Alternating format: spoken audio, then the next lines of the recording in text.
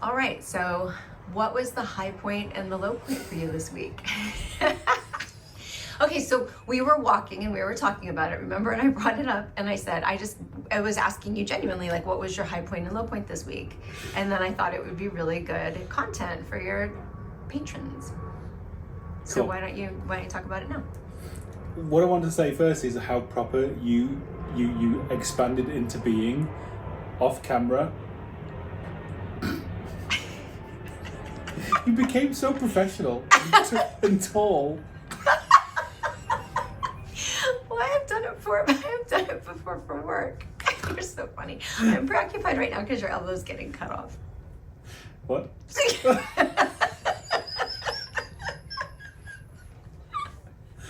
Okay, what was the question?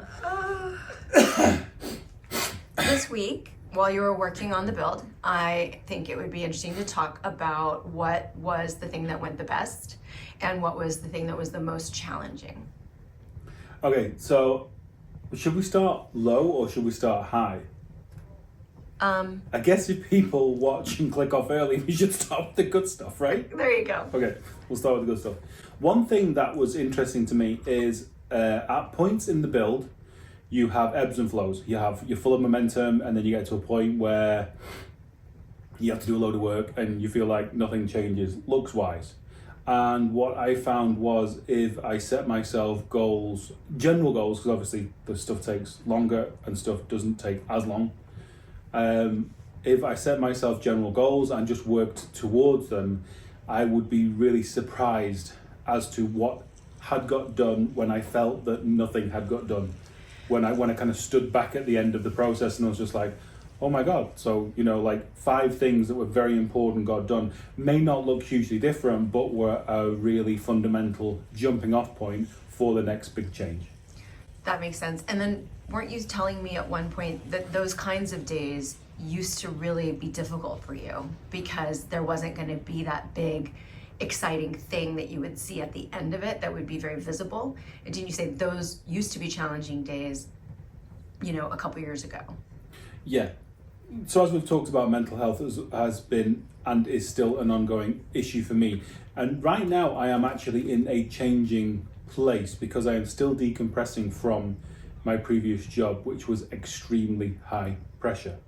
So it is still a moving target right now, but what I'm finding is if I keep myself more as a third party person and step away, and therapists have talked about this before, like if you have anxiety and you feel like you're arguing with yourself, step away, look at those 2 voices arguing, and then you see how silly they are.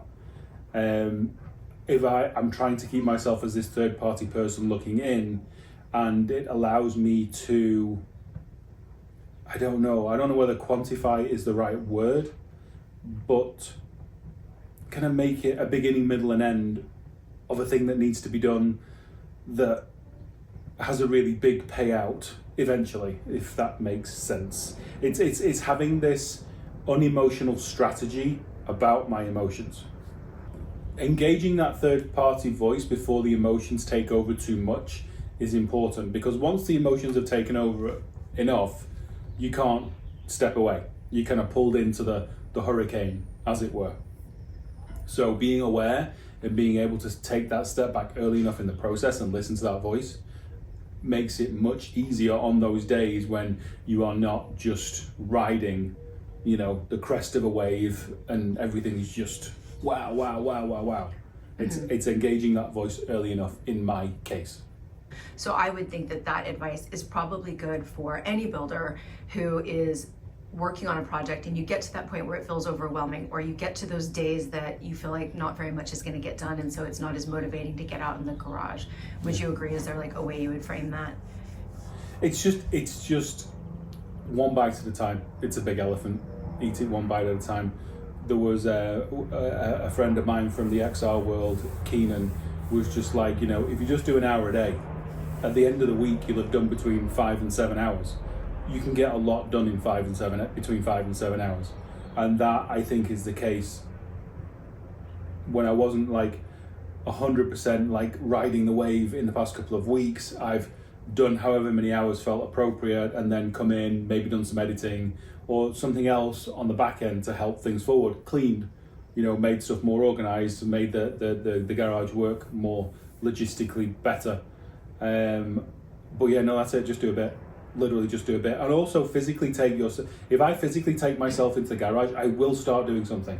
Even if I have no plan, even if, and I'm just like, oh, I just can't be arsed. But I know something needs to get done. Literally just physically walk in there. And within a couple minutes, I will be moving something, poking something, cleaning something, and it may lead to just a garage clean, or it may lead to something actually getting done in the build, or it just may lead to me looking at it long enough to figure something out in my head, so that next time I do go in to start building, something's figured out, and I've that time's been used efficiently in the fact that I can just go in the next day and just start straight away with a plan, as opposed to sitting back and having to figure it out at that point. Yeah, step one, get in the garage, and don't put too much pressure on yourself. Just do what you can, and at the end of the week, those little bits will add up into a lot, and it will surprise you. That's awesome. That's just such a difference from where you were before. How was it different before?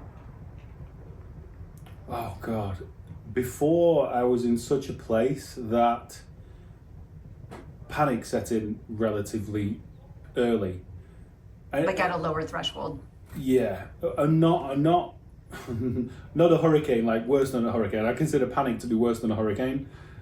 Panic would just set in real early, and all plans would go out of the window, and then it would just be like you're ping-ponging from one thing to another. It's like, you talk about ADHD a little bit. It's like you see something, you do it, you see something, you do it, and you just start ping-ponging and ping-ponging, and you don't care about your physical health, mental health, work quality, anything like that. Yeah. And during towards the end of the muck build, that is what I was doing. I was all over the place every day, not looking after the build, me, anything.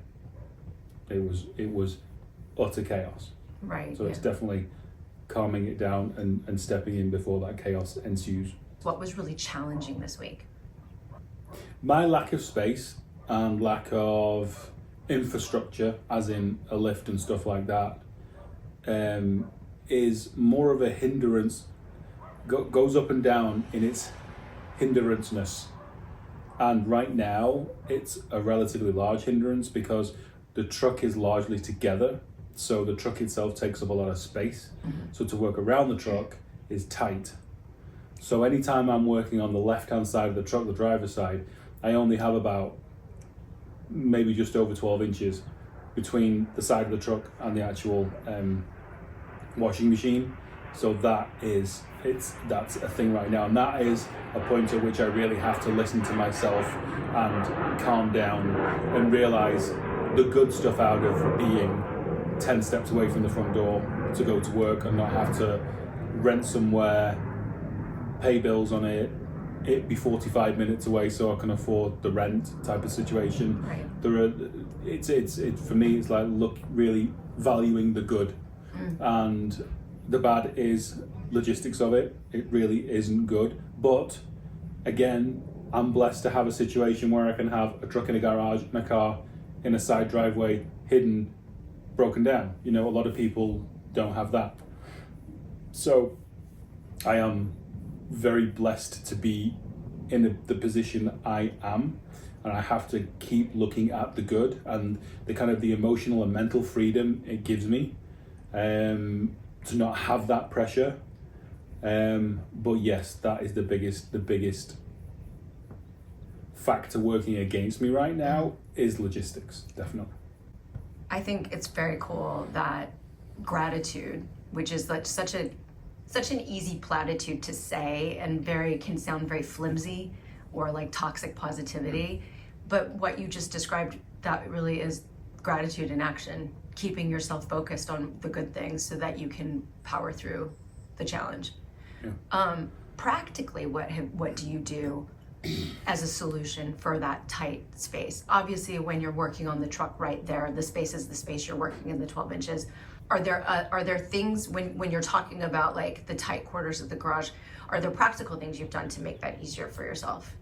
I mean, keeping it clean and I did a garage walk around a couple of episodes ago, and I've been very, very blessed for some very good people in my life to give me stuff that I can, organize. Keeping neat is such a key, and keeping organized is such a key.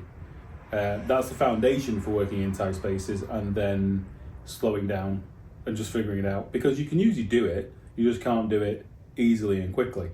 If I've got to lie down underneath the truck on that side, it'll take me a while to get down in the position I need to be. If I've got a weld on that side, I may be lying in the wrong direction and the MIG gun won't turn in that direction. So I've then got to take a second, possibly get up, possibly turn around, possibly move the welder, because I can't get the welder on that side of the truck either. So the welding gun has to come underneath the truck and do a fairly tight bend into whatever I'm welding into, so that, gets affected. It's all doable. It's just sometimes you just got to stop, slow down, and just take a second, think about it, and figure out how to do it. Everything can be done. It's just figuring out how to do it. What technical detail of the truck this week was the most pivotal to moving forward? Inner fenders, front panel and inner fenders were the big things that got done this week. I didn't think I was going to do inner fenders because I thought I would leave that until after the bed was on, the truck was more mobile. And I don't know, it kind of scared me in a way, because I knew there was going to be a lot of on and offs and cutting around the frame. But I got it done and it went well. And that is a huge job for me, ticked, that was intimidating me, definitely. So yeah, so the inner fenders going in and the front panel going in as amazingly well as it did. And I said on the channel, I think Chevrolet have been watching my channel, laughing at me because I've been trying to fit F100s on a Crown Vic frame and not C10s, because C10s fit a lot better. Did you have that option? Was that something you could have done instead? Yeah, but the only reason why I did it this time is because the C10 turned up. Right. I looked for Denali frames and Escalade frames and Tahoe frames and stuff like that, and just nothing really turned up that was right. And the Crown Vic turned up after the truck had turned up in the desert, that a friend knew about. So this combination is unusual, So yeah, so no, I didn't know it was going to go this well, but it has gone really well. Fitment-wise, it's gone really well. What are you looking forward to in the week to come? Is there something that you're excited about, and is there something that you're dreading? No, the bed goes on this week. So we've got some wiring to do over the next couple of days. Hopefully today, maybe a bit into tomorrow. Got to move some modules from the back of the car to the inside of the cab, so that's the middle of the car. Mm-hmm. So we've got to move some wires, extend and shorten some wires to get those modules to work inside the cab. And then I will probably temporarily mount the steering column, and then turn the truck around, build the bed, and then start to fit the bed. So by the end of the week, the bed should be fully on. The bed floor won't be, because we've got to figure out the hump, and I've got to figure out whether I want to redo a fuel tank mount or whether I want to leave the Ford one in, which is the Crown Vic floor, which is what I usually do. But right now I'm kind of leaning towards making brackets and just having it be a little more professional looking, shall we say. Do you want to talk about your plans for the Patreon channel? It means a lot to me that you're supporting me, and I really want to make sure it's worth it for you. So my plans for Patreon right now are a photo dump with a lot more detail of the build, end of day reports, special small videos, and this kind of high-low video that's going to go into a bit more of the nuts and bolts of the actual building and the emotions to do with the builds, and possibly things like live stream Q&As. Let me know in the comments what you guys want and what you think of my plans, because it's really important and it fuels me, and it's something that I really want to do, is to interact with you guys, possibly give you advice, possibly you give me advice, and we can all feed off our own momentum and enthusiasm for our own builds, and keep everybody going as a community.